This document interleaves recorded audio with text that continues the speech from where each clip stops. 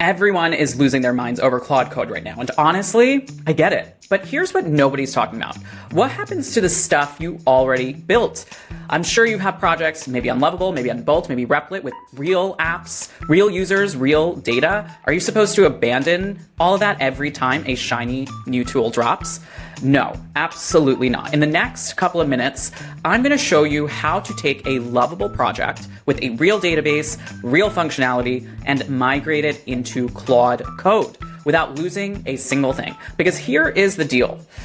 Tools will come and go. New AI drops literally every week, but your projects, those are yours, and you should be able to take them anywhere. Listen, I've been building software for 15 years. I've seen tools come and tools go. And the one thing that separates people who survive from people who get wrecked is this. They own their code. They own their data. They have mobility because the tools should work for you, not the other way around. Let's get started. All right, so here is our game plan going forward. We're going to do this in 4 simple steps. Step 1. We're going to look at our existing Lovable app and its Supabase backend. I want you to understand what we are actually working with. Step 2, we are going to push this project to GitHub. And if you've never used GitHub before, don't worry. I'm going to walk you through exactly what that means. Step 3, we are going to download the code and pull it into Claude Code using the Claude desktop app. And step 4, we are actually going to have Claude analyze the code base and make a simple change just to prove everything is connected and working. By the end, you will have your Lovable app running locally on your machine, still connected to the same Supabase database, ready for you to take it to the next level with Claude Code. Let's get started. Now, if you don't know me, my name is Sunny. I'm a serial founder now on my 4th startup. Also, I'm a former senior engineer at Bloomberg and Shopify, and currently an adjunct professor at Columbia Business School, where I teach tech. Listen, I've been building in this industry for over 15 years, well before AI. And my goal for this video, and really all my videos, is to help you make sense of all the things happening within the tech landscape right now, and to make all these AI tools more accessible for everyone. Let's get started with our first step. All right, so here is our Lovable project. It's a pretty basic app. It's a recipe app with a login and log out. So we'll actually sign up right now just to get a sense of our logged in experience. Okay, so I'm logged in. You can see all the recipes here. We have the ability to add a recipe. We can add our own recipes here and see them. So this is a very basic, fundamental app. This is our backend, so we can actually see all of our users here, as well as any data that we might have. So these are our initial recipes here. So super simple. We now need to go ahead and move this over to Lovable. But first, this is probably a good time to mention something that actually took me a while to learn early on in my career. When you're building an app, the code is important, but it's kind of replaceable. You can always rewrite the code. You can always redesign the UI, but the data, the database, that's the actual value. That's the thing the users actually care about. Your app is really just a window into that underlying database. So when you hear about people talking about migrating apps or rebuilding things, just remember, as long as your database is intact, you are fine. The front end, again, is just a costume. The database is the real meat underneath. All right, let's get back into it. All right, so we're going to move on to our second step, which is pushing to GitHub. But first, I want to just talk about what GitHub is. Now, if you haven't used GitHub before, no worries. Simply put, GitHub is like a Google Drive for your actual code. It's a place where developers can essentially store their projects so they can access them from anywhere and potentially even collaborate with other people or just have a backup of the source code. So when you push code to GitHub, you're uploading it, really. When you pull code, you are downloading it. That's really all you need to know for now. Okay, so what we're going to do now is we're going to push this to GitHub. You should already have a GitHub account and connected to your Lovable instance. So once that's done, you're going to click this little icon here. This is actually the GitHub logo, and you're going to connect this to GitHub. I'm going to connect this to a project. That's okay. We're going to transfer anyway. And what this is basically saying, it's going to set up two-way sync, which means that if a change happens in GitHub, it'll sync to Lovable. And if a change happens to Lovable, it'll sync to GitHub. So it looks like this has been connected. Let's actually see this in GitHub. Okay, great. This is our GitHub project. This is the actual code that Lovable has generated. We can actually see, if you click on that commits, you could see all of the different parts of the journey of creating this app, all the different things that Lovable is doing to the actual code base. So we have successfully pushed to GitHub, which is our second step. All right, so let's move on to our third step, which is downloading the code and loading it into Claude Code. So I'm going to go back to this GitHub page here. I'm going to click this green button, and I'm going to download this as a zip file. So this will be downloaded as a zip file. I'm now going to open up the zip file, and you should see that in my downloads, I have all of this here. This is the full code base that we now have downloaded from GitHub. So now the next step is to actually move this into Claude Code. Before we do that, I just want to level set a little bit and talk about what actually is Claude Code and how it differs from Lovable. So Claude Code is basically Claude, the AI that you might already be using for chatting or writing or for coding help, but now it can actually see and edit files on your computer. It's like having a programmer here with you in your machine, and Claude can actually type in your files, look at your files, analyze your files, and that is a key difference between Lovable and Claude. Lovable hosts your app on their servers. So when you make changes, those changes go live on their server, on their web version, web preview version. Whereas Claude Code runs on your computer locally, meaning it's on your actual computer. Only you can see it. It's running a local host, which is just like a mini web server, but again, it's only on your computer. Both, though, are connected to the same Supabase database, which is on Supabase's cloud, but one is being run locally on your machine and the other is run on their server. Okay, so this is Claude. This is my Claude desktop app. The chat sessions, the code sessions. I'm going to go ahead and open up a new session. Let's do that. And then I'm going to select the folder that I just downloaded from GitHub. So I'm going to choose a different folder. This is actually in my downloads. And it's here.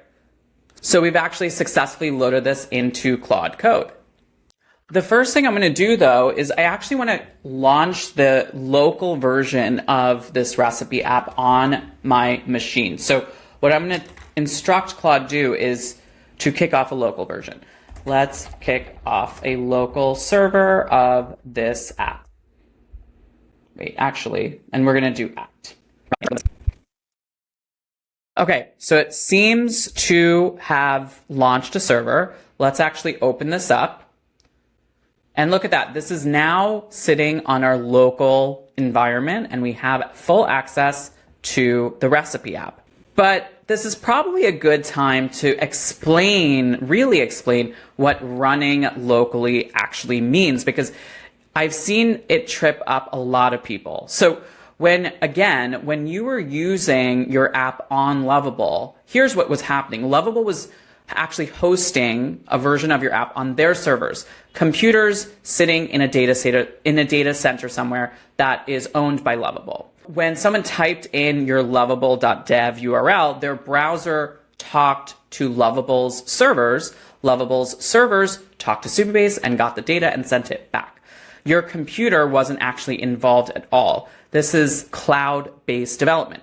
Now with Claude Code, your app is actually running on your computer. Your laptop is the server. So when you go to localhost 8081 or whatever it is, your browser is talking to your own machine. It's still connecting to the same Supabase database, but it's not really out there on the internet. It's actually running on your code. So why does that matter? Well, two reasons. One, when you're doing local development, it's faster to iterate. So you make a change, you see it instantly, no waiting for a deploy. But two, nobody else can see it. That's also very significant. So you can't send this link to another person because if they open it, they won't see anything because again, this is on your computer. So the trade-off is that when you actually want people to use your app, you need to put it somewhere. So once we are done making changes, we do need to deploy it. Typically, we use Vercel for that. We're not going to cover that in this video. We'll cover that in a local video, but it's just something to keep in mind. Okay, let's go back to Claude Code. Because what I typically like to do anytime I bring in another project is I really like to make a point to have the AI analyze the code base. This is a brand new code base. It kind of already did part of it, but it was really focused on starting a local server. So here's typically how I would structure the prompt. Can you analyze the code base and give me an overview of how it's structured, what technology it's using, how is it connected to Supabase, etc. So let's see what it comes back with. Okay, so it looks like it's done, and it looks like it's done a thorough analysis of the file structure, of all of the technologies used, Supabase integration. This is great. So the reason I do it is because it's a good way to kind of ground this Claude Code session in the actual code base to kind of like limit any risk of over-engineering, not following the patterns of the code base, and maybe even hallucination. So now that we have it integrated, just to put a fine point on it, what I want to do is I want to make a small change to the app just to make sure that we are ready to go with Claude Code. And what I'm going to do is this. Can you change the app name to all caps wherever it appears in the UI? Just to refresh your memory, right now it is not all caps. So let's see if it's able to do it. Okay, great. So it's done. As you can see, it found every instance of recipe and changed it. Let's actually see. And it looks like it successfully changed it, which is awesome. But just to be clear, on our GitHub for this, you will see that it has not been pushed to GitHub. It is still only a change that's staged in our local environment. So what I'm going to do next is I'm going to have Claude Code push this to GitHub. Okay, let's commit and push this change to GitHub. Okay, so it looks like it hasn't been connected to GitHub yet. So we actually need to connect this to GitHub. So what I'm going to do is I'm going to provide it with the URL. Okay, so it seems to be done. Let's see. If I refresh this page, you'll see that I actually now have a new commit, a new change. So we can actually see the details here, and we can see that this is where the name of the app is now being changed to uppercase, which is awesome. So we've successfully committed this to GitHub. And what's even cooler is if I go back to my project in Lovable, you'll see that actually that change propagates to Lovable because we have that two-way sync. So if you want to publish it to production, you just hit that publish button. And now what we've done is we've set up a situation where we can have Lovable update an app, or we can have Claude Code update. We have two AIs kind of working on the same code base to potentially make it better. So now that we did all that, here's something I want you to sit with. We just migrated an entire project from one tool to another in a few minutes, and we didn't lose anything. Not the code, not the data, not the functionality. This is actually a good time to remind you about something. Tools are temporary. Your product is not. The platforms you build on will change. The AI tools will get better. New things come out nearly every month.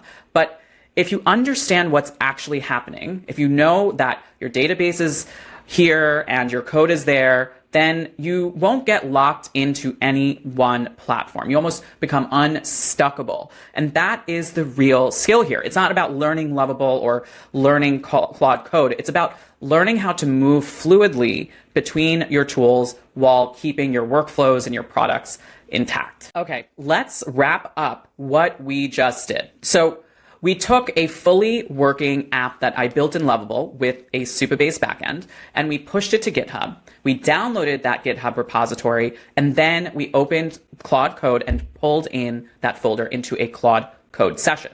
Claude then analyzed the whole code base for us, and we made our first edit locally and then pushed that to GitHub to see our changes propagate all the way back to Lovable. Really cool stuff. You now have a real development environment. You can make these changes locally, test them, break things, and when you're ready, you can push it to GitHub, which will propagate to Lovable. Here's your homework. I want you to take one of your Lovable projects and do exactly what we just did. Migrate it to Claude Code, ask Claude to analyze it, make one small change, feel the power, and then keep building. This is just the beginning. If you stuck around till the end of this video, I appreciate you. I will see you on the next video.